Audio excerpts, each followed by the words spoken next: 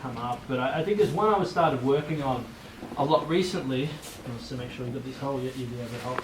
It's something I've been working on recently when I was working with the gi. I'm not working so much with the gi at the moment, it's a lot of no gi, but I think it'd be really cool for you guys to play around with because I know no one else is doing it and I know how effective it is. So a lot of time I like to pass more of a knee cut style. Does everyone know what a knee cut style pass is? It's kind of like close here where I either have an underhook or I can have the gi, but I'm basically sliding my knee in between both of his legs and then passing through that little gap there. Okay, that's like a knee cut. You can do that so many different ways, but the easiest thing about this is it's very easy to enter like that. If he's lying back like that, I can just put my leg in between him and I can start going into this position here. If he was sitting forward, it'd be very easy for me to either grab his hands, push his head, his shoulders, grab his legs, push him back. But you see when I do that, I put my foot straight in between his legs and I drop my knee low like this. Okay? Most times he's going to do what he's done here, which is catch the half spider or inverted de la Riva. So this is a really common position we have.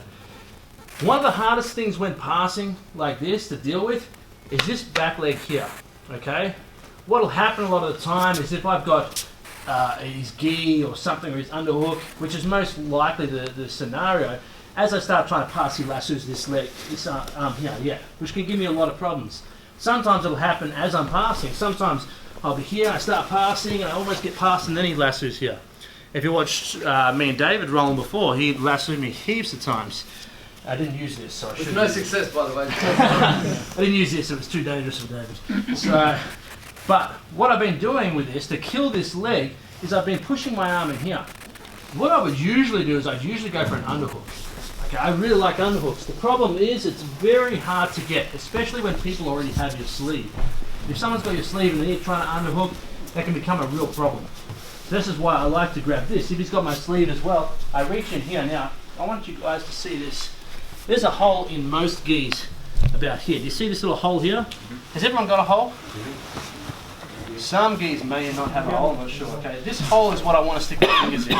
Okay, David usually does. But this is on the gi, okay? Don't drill with David, right? Get the wrong hole. So what I usually do is I usually stick my two middle fingers in there because they're the strongest, and I try and get it. If it's a real tight one, I just put one finger in there as well. So many puns here right now. Either way, I get my fingers in here.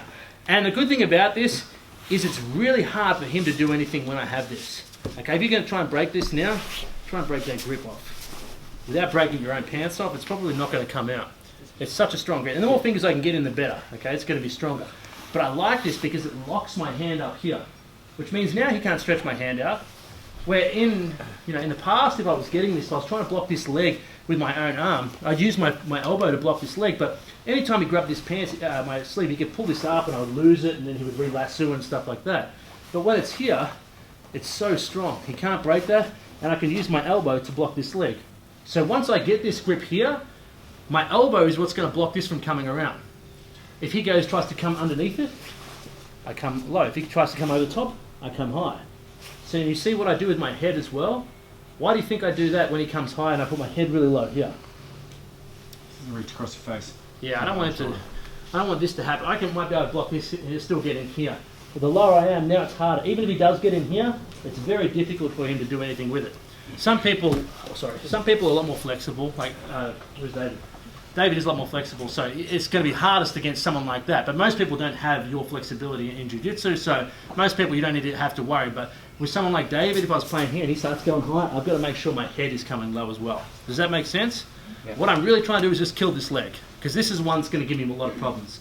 This other one here is already locked in between my legs here, and it's easy for me to deal with this one. It's not very strong, I can block it. But what's going to happen in this position a lot, once I do get this grip in here and I've got this strong position, he's just going to grab my foot underneath here, which can make things a lot harder. There's a couple of reasons why this makes things a lot harder. One, he's just taken away the space for me to land and slide through here. When I have this position, what I want is I want his body stretched out and his leg is far down here, so there's so much space on this side so that I can slide through. But if he is able to hold my leg and block this, now when I try and slide, one, it's hard to slide to get my leg out the angle. There's nothing really to land on here. What I'll probably do is, even if I could, I'd end up going way too far and land over here and he'd just invert. which is not something I want to happen. So when I am in this position, and if he does reach under there, this is what I'm going to do. I'm going to grab that hand. So I'm going to reach around. Can everyone see what I'm doing? I'm just reaching underneath and grabbing his forearm like this. I'm just going to peel it off. So hold it tight if you want to. I grab this and I just pull it off. Does that make sense? Because that's what's going to take away the space here. I can grab this, I can pull this off, and then if I want, I can start pinning this or come under here or whatnot. Sometimes I can even grab this off and just hold it up here. But what I really want is I want to take away, well, I want to create space underneath this, on this side here, for me to start cutting. Does that make sense? Mm-hmm. Now for this exercise, I think the one I want you guys to do is once you peel this arm off, I want you to pin this arm if you can. Okay? When I'm pinning his arm, what I'm looking at doing is, see the skinny part in between his hand and his forearm? That's what I want to lock here. Generally on most people, their hands are going to be much bigger than their wrists. If you ever see someone that's the other way around, it's super weird, but you're going to have a gap here. Lockie's probably don't. Lockie's got huge fat wrists. So I grab this here and I pin it to the ground. When I pin it, I also push it away from me. I push it away from my body. That's going to be nice and strong. If I hold it nice just here, it's going to be easy for him to suck this in and pull it in. But if I push this here and I drop my shoulder low and I'm putting pressure on this angle, now it's much harder for you to pull that in, isn't it? Okay? So I have this grip on here, I'm blocking this leg actively, I'm pushing this out here, and I'm stretching him out through this position here. Now what I'm going to do is I'm going to put my knee towards the ground. Because what he's going to try and do is he's going to try and keep his leg up nice and tight here to take away that space. I'm going to use my knee to start stretching him right out. So I pinned him here, I'm actively making sure he can't lasso, I drop my knee to the ground and I extend my leg that way. You see how uncomfortable that is? And I land here. The really important thing about that is people that have really hard guards to pass are generally really good at balling up like this. If he can keep his knees to his chest, even if I'm passing around here, it's so hard. He can push me off anytime he wants. When passing good guys, the most important thing to do is open up his knees from his chest. Otherwise, you'll never get past him. You'll see this in competition. People like the Meow brothers, Ken Cornelius, yourself, you try and pass and they keep their knees so tight, you're passing over here and you still can't get low and you're trying to get in there. One, you've already showed them what you know and what you can do. And two, you're going to use a lot of unnecessary energy. So you're telegraphing what you're doing and you're wasting energy. So once again, we start off. To get into this position, if he was lying back here, what I would usually do is either pushing back or I grab his ankles like this. I prefer personally to grab his ankles than grab the pants here. Because if I grab the pants and he grabs my sleeves, he can always use spider guard on me. It's very hard for me to stop him from doing that. Does that make sense? If I try and stop you from doing that, it's near impossible. If I grab the ankles though, and now try and get spider guard, now it's a lot harder because I can block that. If I have the pants, he has so much more room to move around. But if I have the ankles, he can't move. So this is why I prefer this almost all the time. Especially if I was going to do like arm drags and stuff like that, leg drags, sorry, I would do that. But regardless, I bring my leg in.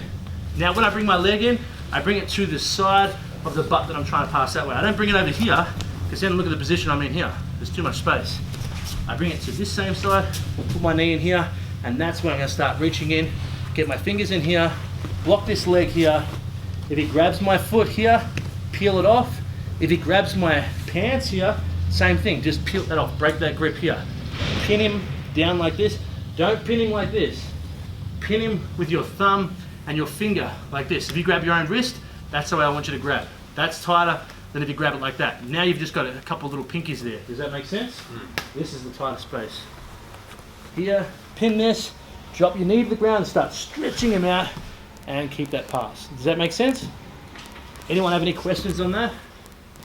I was just going to say, would you ever try to pass with the person having the grip on the ankle? Nah. Listen up. Yeah. No. Yeah, I feel like, yeah, just no. A lot of time guys in the room still try to pass, even if and it's very important that you touched on that. You have to break that grip first before you try to pass. Yeah, that makes it. I'll go from like a 20% chance to passing, break that grip, go to an 80% chance straight away. So I would definitely break that grip. And if I was underneath someone, I'm holding that, and he starts trying to pass, I'm just going to hold that. I'm going to pretend like it's hard. I'll be like, oh, it's hard, and then watch how much energy he uses, and then I'll just use it against him. Okay. So no questions on that? Question. When you're holding from that hold? Yep. Is it legal to do in competition? Yes. Lucas Leach has been doing that from half guard for years. He does the same thing when people are playing half guard, and he reaches around. Instead of getting underhook, he reaches and gets his finger in that hole, wherever the hole is. There it is. And he locks that here. And this is so good because now his hips are locked to me. So I can have an underhook, but it's hard to keep him locked. If he tries to push his hips away from me, he can still do that. Okay, but when I have this grip here, in that little hole here, and I'll get that here, now try and bring your hips away from me. Now it's hard, and I can use this to sweep, and he does like the best half guard sweeps. I was always trying to figure out why was he so much better than anyone else that got that position. It's because he got his fingers in that hole and just locked my hips there. So that's why I started playing with this, and it's been working really well. Okay, let's grab a partner. Do you do the 1, 2, 3 clap, or you just go? That's right. You 1, 2, 3 clap. Do you want to do 1, 2, 3? No, I don't care about it. Some clubs they do it. Okay, grab a partner and let's play around with this.